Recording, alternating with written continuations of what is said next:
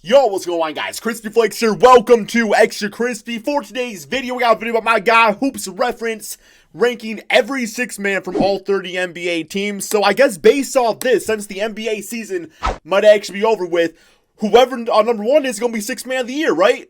It's really the only logic I can think of as far as the awards goes as of right now, man. Also, quick note, too, is that my last flight video did get to 2,000 likes.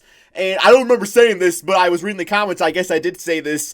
It's that I said if I got to 2,000 likes, I would do a Flight Reacts drinking game where on some random flight video, every single time he says, look at Curry, man, I gotta take a drink or something like that. So, yeah, that will come out, you know, next time I feel like drinking. So it could be a week, it could be a day. You never really know, but I will definitely get that to you guys at some point in the nearish future, assuming I can go damn Walmart or something to get something to drink, bro, because, the damn stores. It's like a zombie apocalypse out there. But let's go ahead, get into this. If y'all don't mind dropping that like anyway, too. And, of course, subscribing to the channel. Be greatly appreciated. Let's get it, bro. Let's begin. Let's begin. Starting at the Malik bottom of this list Monk, and working bro. our way up to the Nobody calls him that. Man Good in the nickname. NBA. It was good. At number 30, we have Malik Monk of Damn. the Charlotte Hornets.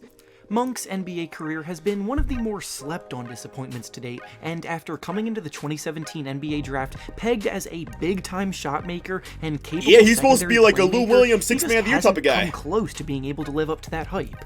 His 10 points per game aren't terrible by any means, but as someone his biggest accomplishment was a game winner against my Detroit shoot, Pistons. The fact that he's been one of the worst three-point shooters in the NBA at 28% from deep simply is not good enough. Little undersized too, worse, for missing he's been threes like that. Indefinitely for testing positive for a banned substance. And what? That's why I hit a fucking game winner against Detroit. He was fucking on steroids, man.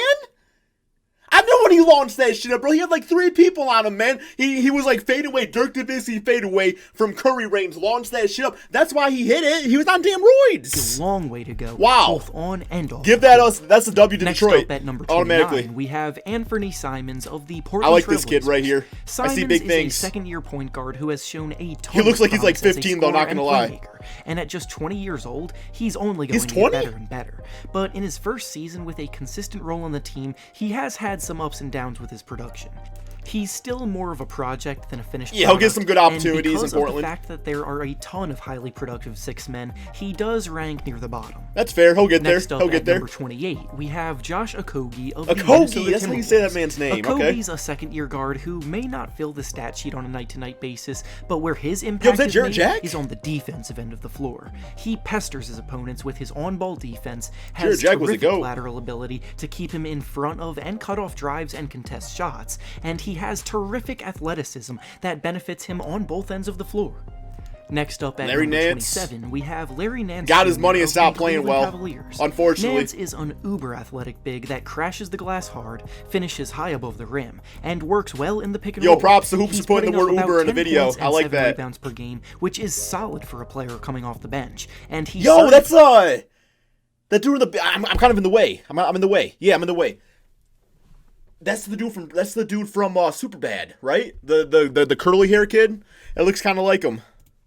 Plays his role well. The one that but draws on the a struggling penises. Cleveland team, his production isn't the most impactful. Was that, compared to two others on this list?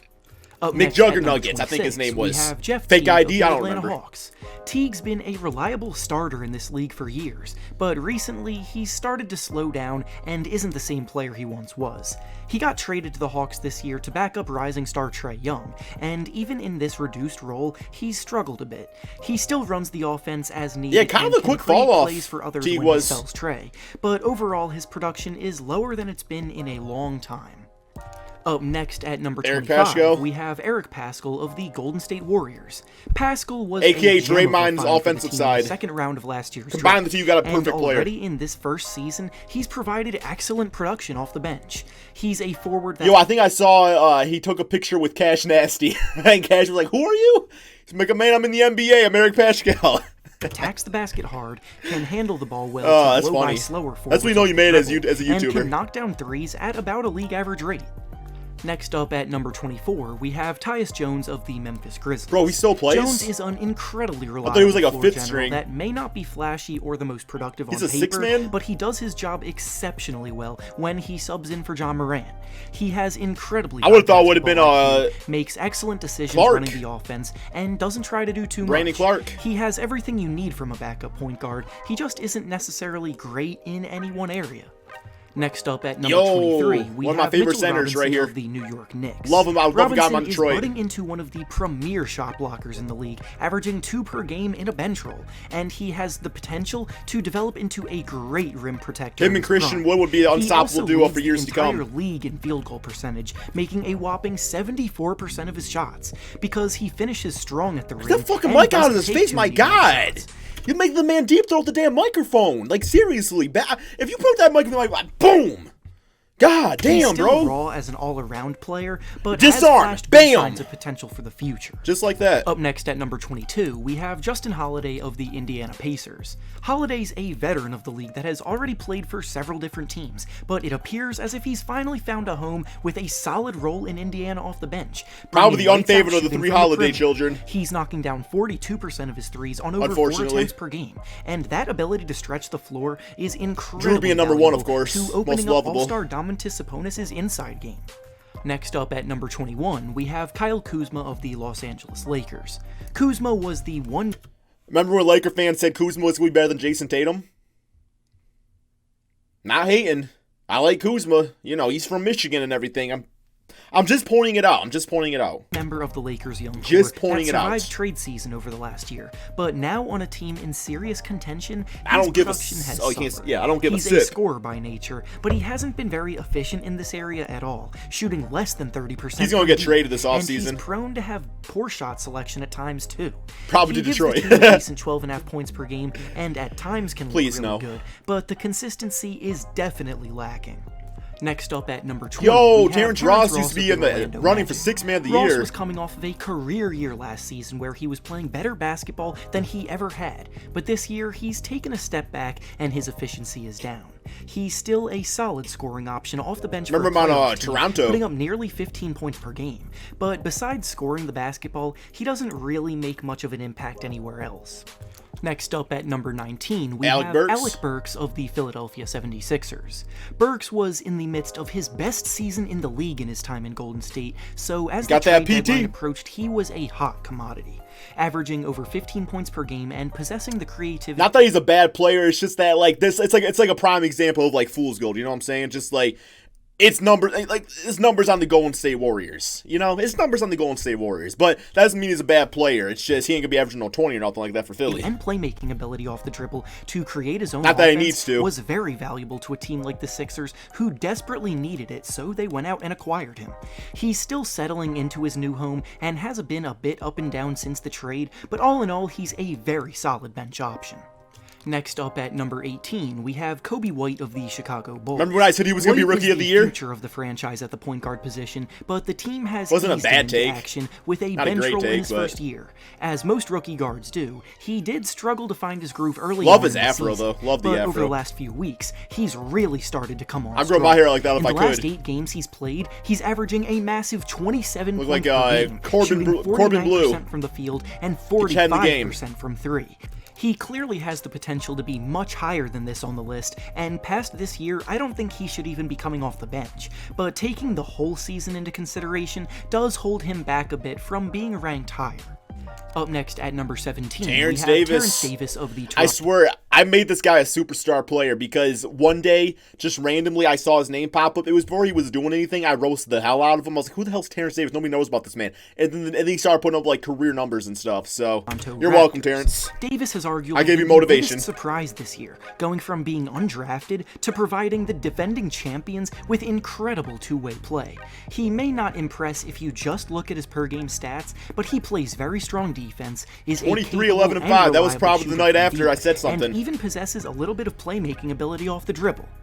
Up next at number 16, we have DeAndre Jordan of the Brooklyn Nets. Damn, on the Jordan bench, has bro. been in the middle of some controversy lately, as Kenny Atkinson got fired, and rumors surfaced about there being some problems with him being a bench player.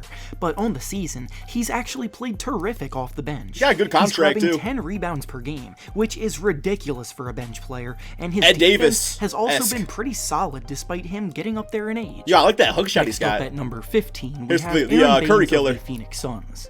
Baynes did a great job filling in for DeAndre Ayton during his suspension early in the season, and now back in a bench role, he is still providing great. This man looks like financial intern, like nose up, and then like caveman nose down. You know what I'm saying? But you just gotta see that, man.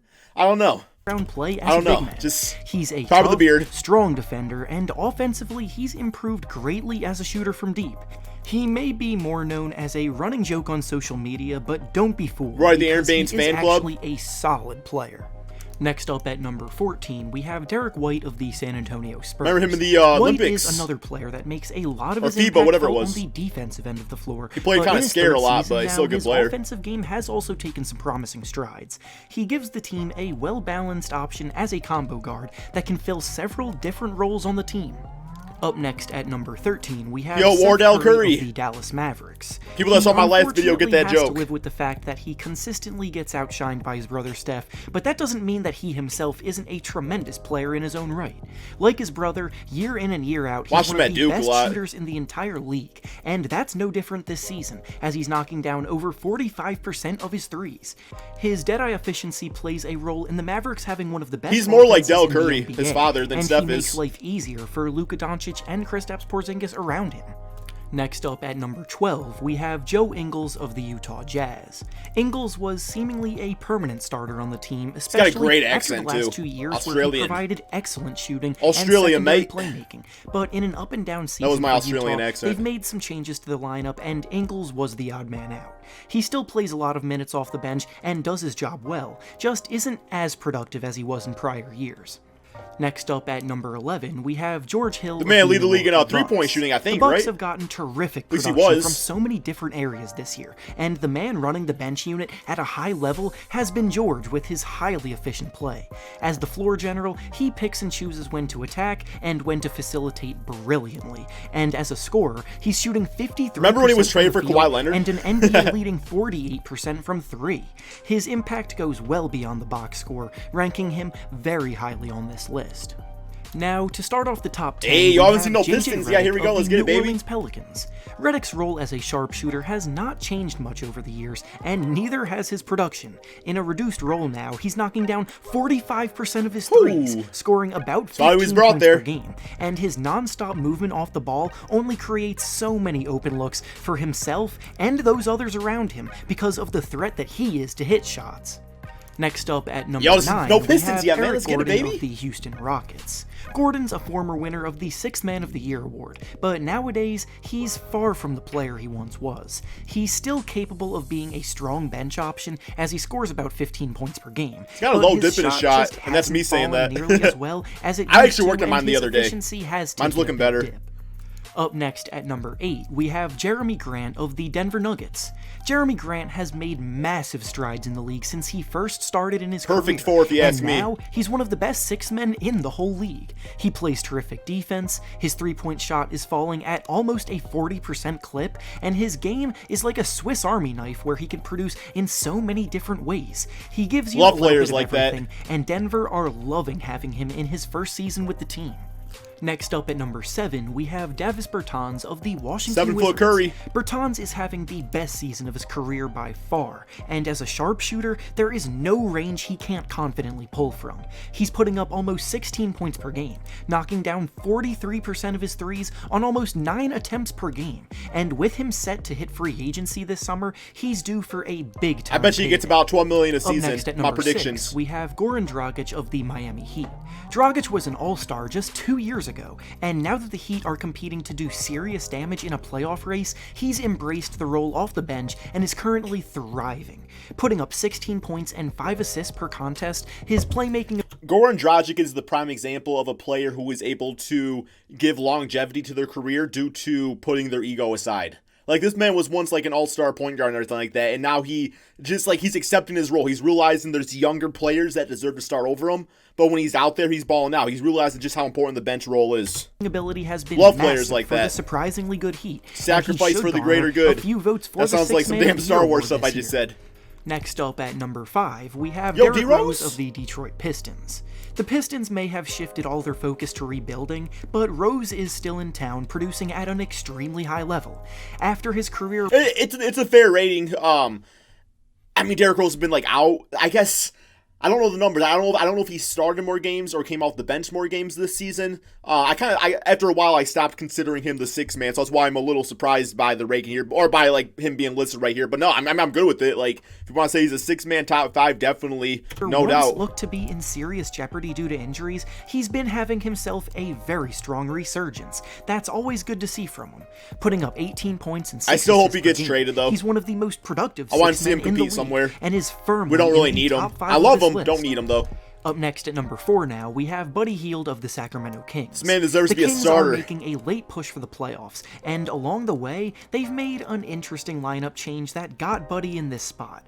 He may not be happy on the bench, but his 20 points per game and elite 3-point Let's just say he's not buddy-buddy with the team management. I wouldn't anticipate he'll be in this role long after this year, and the team may even look to trade him this Montrezl summer, Harrell, number but for 1. now, he's making do off the bench.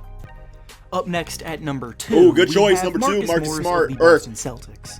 Smart's always been someone whose impact goes way beyond the box score, and now with his 3-point shot improving, he's becoming a true big-time player. He should be first-team all-defense this season, and I realize that he did start a good amount of the games this year, but he's number 1 in different hairstyles every single night. Throughout the year. He always got something going on with the hair. In the league, but not quite number 1. And now, hey, there we go. Top spot on this list. Got it right. I'm happy to say Lou Williams, and that's nothing against Lou Williams, but in my opinion, it's Montrez now. Montrez is the sixth man. Montrezl Harrell of the Los Angeles Lakers. Good call right there. The top spot was always either going to be Montrez or Lou Williams, but due to the fact that they play on the same team, only one could make the list. Yep. Lou is the defending winner of the Sixth Man of the Year award, but I think this year, Montrez may be edging him out, and it could be his turn to win the award. He's my choice for number 1, and is having the best season he's had in the league on both ends of the floor. And with that being... All right, end of the video right there. Very good rankings. I don't really have any big-time complaints. These were all really good. It's subjective on who you think is or isn't a sixth man. So, you know, I'm not one that's going to say something about that. It's like, you don't really know. But no, that's the end of the video. Thank you all so much for watching. Good video, hoops. Peace out, guys.